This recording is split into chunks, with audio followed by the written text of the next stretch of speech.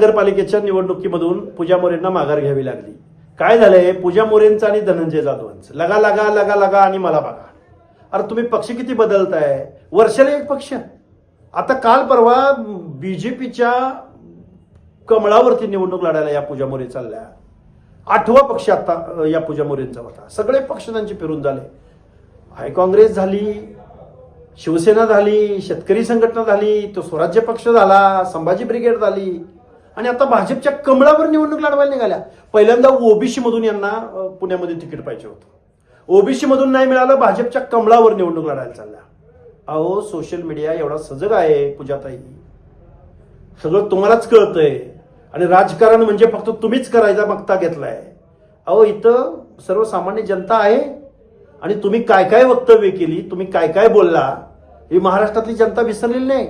आणि तुमचा पती जो धनंजय जाधव, जो भुजबळ साहेबांच्या गाडीवरती दगड घेऊन मारायला गेला होता. अरे आम्ही या व्यवस्थेमध्ये 50-60% आहोत. तुम्ही ओबीसी मधून काय, तुम्ही ओपन मधून काय, कमळावर लढायला गेला. तुम्ही लढायला पाहिजे होतं. तुम्ही युद्धाच्या अगोदरच पराभव स्वीकारलाय. तुम्ही गेवराईमध्ये पण असेच दिवे लावलेले आहेत. एका ओबीसीच्या जागेवर तुम्ही निवडणूक लढवून तुम्ही निवडून आला.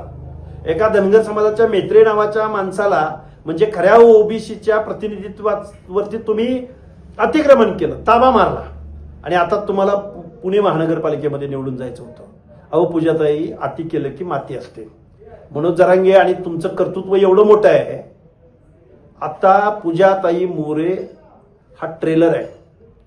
बजरंग सोनवणे, प्रकाश सोळंकी, विजयसिंह पंडित, राजेश टोपे हा पिक्चर अजून बाकी आहे. अहो तुम्ही ओबीसी बांधवांना सोडलं नाही, ओबीसी नेत्यांना सोडलं नाही, ओबीसी आरक्षणाला सोडलं नाही. अति केली की माती होती पूजाताई. शुभेच्छा तुमच्या राजकीय कारकिर्दीला.